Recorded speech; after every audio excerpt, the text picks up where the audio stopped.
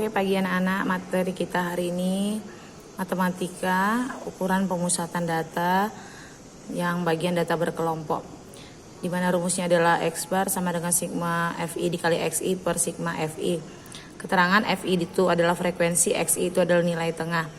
Nah, nanti di sini ada soal misalkan diketahui ya kan datanya, lalu frekuensinya.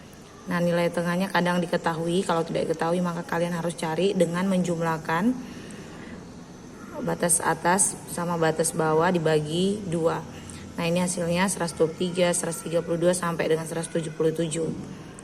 Di pertemuan kemarin sudah kita bahas bagaimana cara mencari nilai tengah. Nah, sekarang karena rumusnya adalah X bar itu kita menggunakan FI dikali X, jumlah FI dikali XI, maka kita kalikan FI kali XI per kelas. Jadi 103 kali 3, 369, 132 kali 6, 792, sampai seterusnya. Ini semua diperoleh dari mengkalikan XI dengan FI ini. Lalu kita jumlahkan berapa jumlahnya, semuanya ini semua kita jumlahkan, itu namanya sigma FI dikali XI, yaitu 5874. Nah, frekuensinya ini semua juga jumlahkan, itu namanya sigma FI sama dengan 40. Jadi kita masukkan ke rumus tadi sigma FI kali XI, hasilnya adalah 5874 per sigma dari FI. Sigmanya ini tadi adalah, atau sigma itu jumlah 40.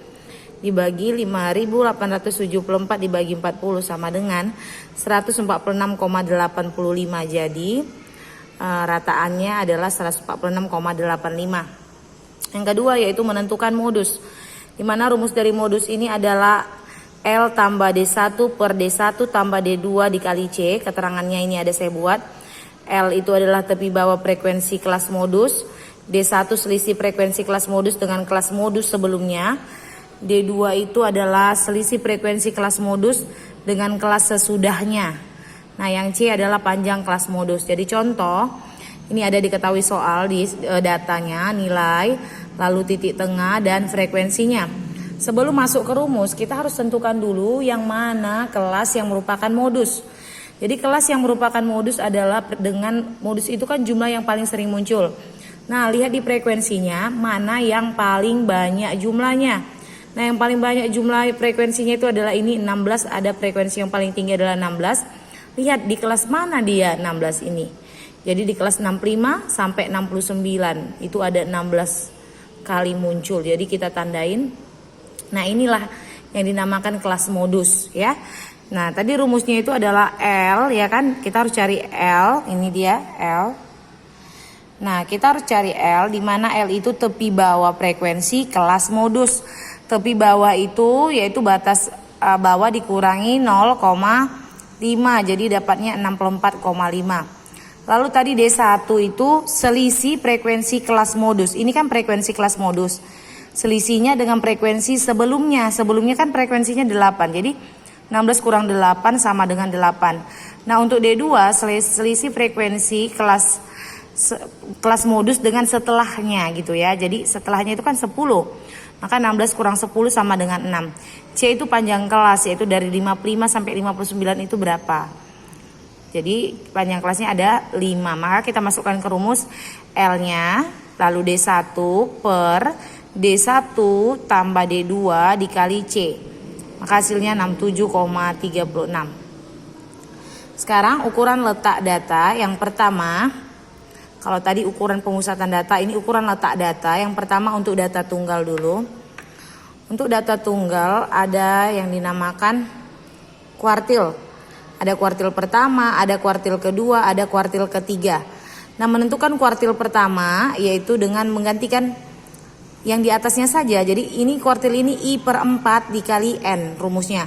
Jadi kalau ditanya kuartil pertama berarti 1/4 kali N. Ditanya kuartil kedua 2/4 per N, atau 2/4 ini sama dengan 1/2. Kuartil kedua itu sama dengan median, nilai tengah. Oke. Kuartil ketiga itu adalah 3/4 kita kali dengan N. Contoh. Ini contohnya, tentukan kuartil 1, 2, dan 3 dari data yang ada di sini.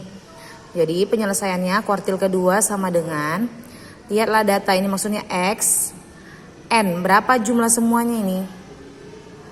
berapa jumlah semuanya. Kan kalau ini kan sama dengan median ya kan. Jadi 1/2 dikali N seperti itu juga 2/4 itu kan sama dengan setengah dikali N. Begitu ya. Tapi ini karena kuartil kedua kan boleh pakai rumus yang kemarin sudah saya ajarkan. Berarti X datanya berapa? Datanya ada 7. N tambah 1. 7 tambah 1 bagi 2. Jadi 8 bagi 2 4. Berarti kuartil kedua itu datanya keempat. Coba hitung 1, 2, 3, 4.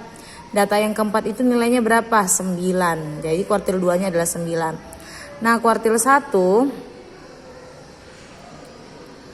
Oke, kuartil 1 ini atau bolehlah pakai ini. Kuartil 2 sama dengan rumusnya tadi. Setengah kali N. N-nya adalah 7. 7 bagi 2 kan 3,5. Berarti kalau 3,5 dibulatkan jadi 4. Berarti 1, 2, 3, 4. Data keempat 9 gitu. Kuartil pertama kan 1/4 dikali N 7. Dapatnya 1,75. Dibulatkan jadi 2. Berarti kuartil pertama itu data kedua. Data kedua hitung 1, 2. Data kedua itu nilainya berapa? 3. Seperti itu. Lalu kuartil ketiga itu 3/4 dikali 7. Dapatnya 5,25. Dibulatkan menjadi 6. Berarti kuartil ketiga itu data ke-6. Data ke-6. Coba 1, 2, 3, 4, 5, 6. Data ke-6 itu adalah 18. Maka kuartil ketiganya adalah 18. Oke. Nah ini sekarang contoh yang kedua. Kita hitung datanya ini ganjil atau genap. 4, 5, 6, 7, 8, 14 ini. Ini berarti genap. Kalau soal yang tadi soal ganjil, ini soal yang genap. Jadi kuartil kedua pakai rumus tadi 1/2 ya, setengah. Ya kan? Kuartil kedua setengah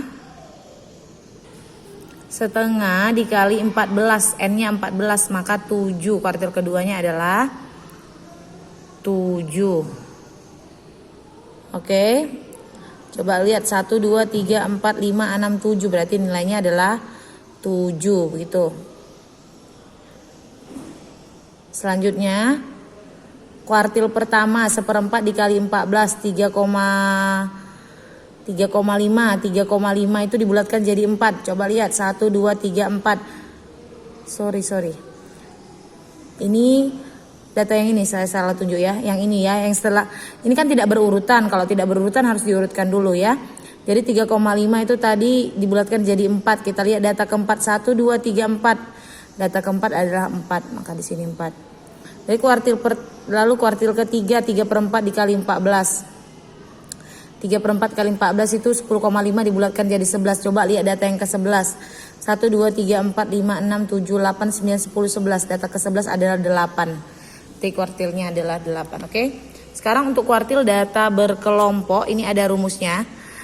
Kuartil 1, kuartil 2, kuartil 3 semua rumusnya sama.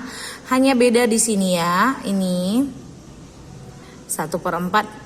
Kalau kuartil pertama, kuartil kedua 2/4, kuartil ketiga 1/4 gitu ya. Lalu nanti memang melihat L-nya itu tepi bawah kelas yang dimaksud. Kuartil 1 hanya mengubah itunya saja ya. Ini 1, 1. Kalau dia tanya 2 ini jadi 2, 2. Kalau ditanya kuartil 3 jadi 3, 3, 3 seperti itu. Dengan keterangan ada di bawah ini, L tepi bawah kelas kuartil, baru sigma F jumlah frekuensi sebelum kuartil ini.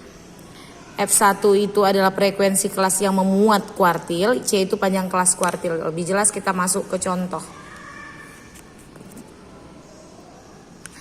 Nah, ini ada data di sini ya, lalu titik tengah frekuensinya jumlahnya dijumlahkan itu adalah 40. Oke. Nah, tentukan kuartil 1, kuartil 2, dan kuartil 3 katanya dari data tersebut. Jadi sesuai dengan rumusnya tadi. Pertama sekali sama dengan modus, cari dulu kelas modus yang mana. Nah, ini kita cari dulu kelas kuartil yang mana. Jadi kita cari kelas kuartil itu dengan 1/4 seperti cara yang tadi ya, data tunggal tadi. 1/4 dikali N, sigmanya tadi berapa jumlah frekuensinya? 40. Jadi 1/4 kali 40 itu adalah 10. Jadi dapatlah dia 10. Untuk data yang ke-10 coba kita lihat di mana kelas kuartil pertama itu dengan jumlah 10 dijumlahkan dia satu-satu. Di sini masih 3. Lalu tambahkan 3 tambah 6 masih 9. Nggak boleh kurang, lebih boleh ya. Jadi 3 tambah 6 itu 9. Kita mau cari 10. Jadi di mana baru dapat 10? Kalau dijumlahkan sampai kemari baru ada dapat nilai 10. Ingat saya bilang kurang tidak boleh tapi lebih boleh. Jadi inilah kelas kuartil pertama ini. Makanya saya kasih tanda kuartil pertama. Oke. Lalu kalau kuartil kedua, tadi kan rumusnya 2/4 atau setengah. Setengah kali 40 dapat hasilnya 20. Jumlahkan di mana dia ada 20. Ini tadi sampai kemari jumlahnya masih 19. Kita mau cari 20, nggak boleh sampai sini. Berarti biar dapat 20 kan di sini dia. 19 tambah 9, 28 kan lebih boleh di sini.